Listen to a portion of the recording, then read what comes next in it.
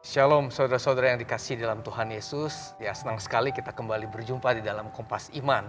Adapun tema kita masih dalam doa Bapa Kami. Dan saat ini kita akan membahas mengenai datanglah kerajaan-Mu. Bersama saya Antonius dan kali ini saya ditemani oleh Jocelyn dan narasumber kita kali ini adalah Evangelist Henry. Ya. Halo Pak. Halo semuanya. Ya. Kita mulai dari pertanyaan pertama ya Pak. Baik, silakan. Nah, ada kata datanglah kerajaan-Mu. Nah, sebenarnya punya makna apa dari permintaan datanglah kerajaan-Mu dalam doa Bapa Kami ini? Ya. Jadi kalau kita melihat kata kerajaan ya, biasanya kita mengenal ada 3 hal di dalam kerajaan. Ya. Yang pertama pasti ada rajanya. Betul. Jadi dalam kerajaan pasti ada rajanya. Yang kedua ada warganya atau rakyatnya dari kerajaan tersebut. Dan yang ketiga adalah tempat daripada kerajaan tersebut. Iya. Nah, di dalam permintaan doa Bapa Kami waktu kita berkata, datanglah kerajaan-Mu, maka sebenarnya Tuhan Yesus tuh ingin mengajarkan kita ya untuk meminta pertama raja, yaitu Allah sendiri untuk hadir di dalam dunia ini. Kedua, rakyatnya, yaitu siapa? Orang Kristen dan manusia sendiri yang meminta untuk datanglah kerajaan-Mu itu, berarti dia mengakui dirinya sebagai warga daripada kerajaan Allah tersebut. Dan ketiga, tempatnya di mana. Nah, kalau kita memahami doa ini, maka kita bisa mengetahui ya bahwa tempat itu bukan secara fisik di satu negara atau kota atau di belahan dunia di mana gitu ya, di bumi ini. Tapi itu adalah sebenarnya lebih ke dalam hati manusia. Jadi seseorang yang meminta Allah untuk bertata di dalam kehidupannya, bertata di dalam hatinya. Nah, sehingga waktu Tuhan Yesus mengajarkan, datanglah kerajaan-Mu.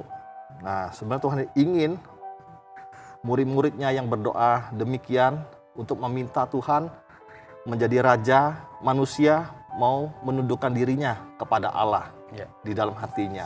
Jadi bukan seperti kerajaan yang di dalam dunia ini ya.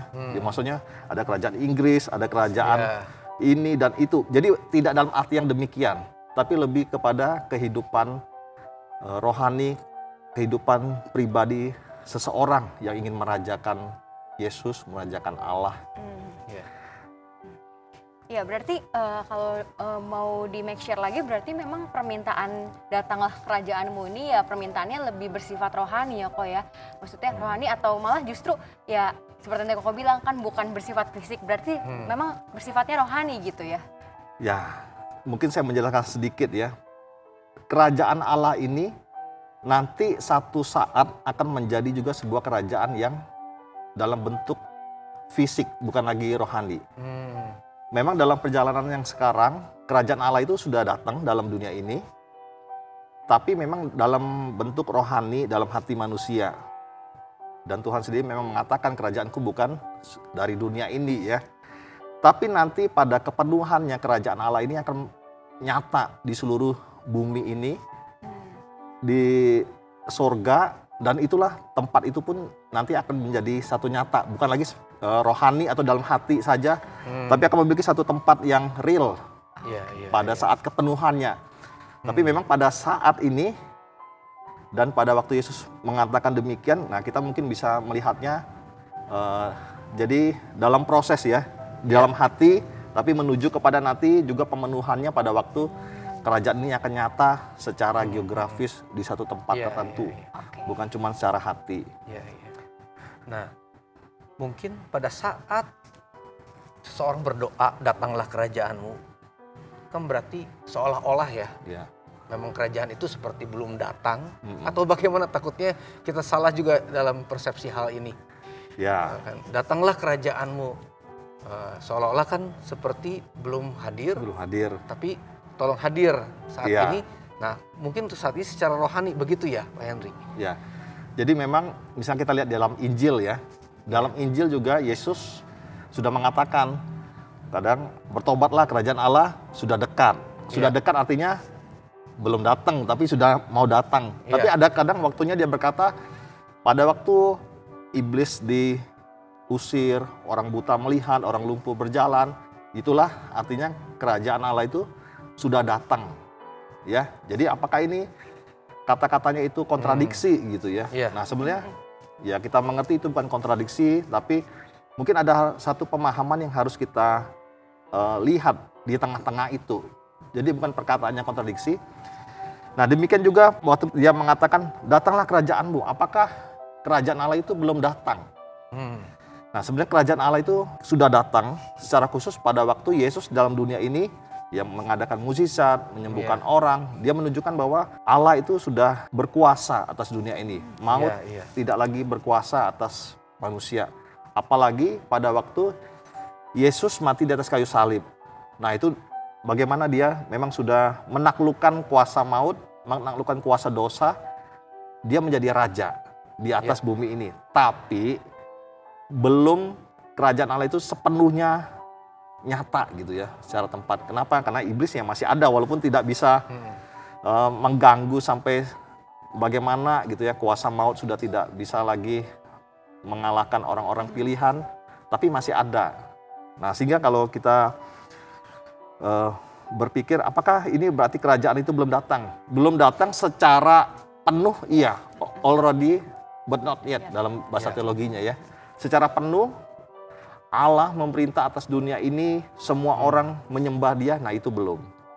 Tapi kerajaan Allah itu sudah datang. Sedang dalam proses kepenuhannya. Nah mungkin saya sekarang yang bertanya nih kepada teman-teman. Gimana?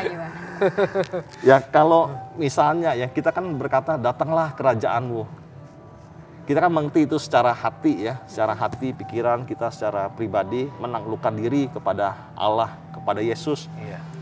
Tidak lagi keegoisan kita yang menjadi raja. Nah mungkin kalau bagi Pak Antonius, Jocelyn ya, dalam aplikasi nyatanya lah setiap hari dunia ini seperti apa gitu. Kita merajakan Tuhan, kita meminta ya kerajaan Allah itu hadir dalam kehidupan kita pribadi. Mungkin kalau dari saya mungkin lebih ke ini kali ya, bagaimana diri kita itu ketika kita mengatakan kita percaya pada Tuhan, percaya bahwa Tuhan itu menjadi raja atas hidup kita, ya secara otomatis pasti kita mau dipimpin, mau taat sama apa yang menjadi kehendak Tuhan. Kalau itu buat saya gitu ya. Jadi dalam keseharian kita ketika kita mengambil keputusan dan lain-lain gitu ya, kita memposisikan Tuhan sebagai raja, sebagai penguasa, sebagai pemilik. Jadi dan sebagai pemilik yang mengasihi kita, dia tidak mungkin mencelakakan begitu kan ya. Jadi memang menurut saya poinnya ya ketika kita bisa bilang datanglah kerajaanmu, ya kita menghidupinya dengan cara itu sih buat saya pribadi gitu. Kalau saya mungkin pemahaman saya dari datanglah kerajaanmu, saya mungkin lebih kita sebagai orang Kristen harus merefleksikan bahwa kita adalah warga-warga kerajaan Allah begitu.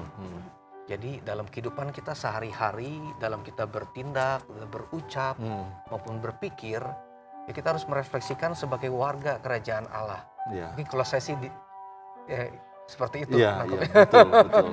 Ya, makanya sekarang kita lihat di berita kan ada satu hal yang menarik. Dikatakan khususnya di tubuh polisi ya. Dengan ada kasus sangat besar sekali. Hampir mungkin sebulan lebih heboh gitu ya. Ada disebutkan kerajaan S gitu ya.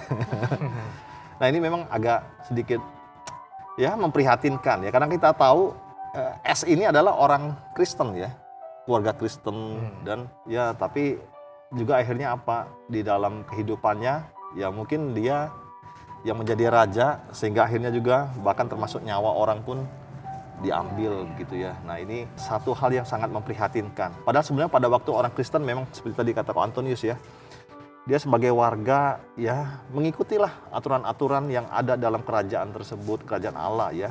Maka mungkin hal-hal yang demikian buruknya itu tidak akan terjadi bagi hidup orang Kristen. Dan akhirnya apa? Itu kan menjadi sebuah kesaksian yang buruk ya. Bagaimana seorang Kristen, apalagi sudah punya kuasa yang tinggi, harusnya itu bisa dipakai untuk justru memuliakan Tuhan dengan jabatan yang tinggi itu. Mungkin karena satu dan lain hal ya, jadi sehingga terjatuh dalam hal yang demikian tidak baiknya gitu. Menarik sekali ya pembahasan tentang ini dua kata ya dari dari doa Bapa kami gitu ya, datanglah kerajaanmu. Walaupun cuma 2 kata, datanglah kerajaanmu, tapi kita bisa belajar ya bahwa arti dari datanglah kerajaanmu tuh punya makna yang sangat kaya gitu. Dan juga sangat relevan buat kehidupan kita, juga buat mungkin kita bisa bertumbuh secara spiritualitas, bertumbuh secara rohani. Terima kasih Pak Henry untuk penjelasannya. Ya, sampai sedemikian dulu Kompas Iman pada hari ini. Sampai jumpa di sesi selanjutnya. Tuhan memberkati. Tuhan memberkati.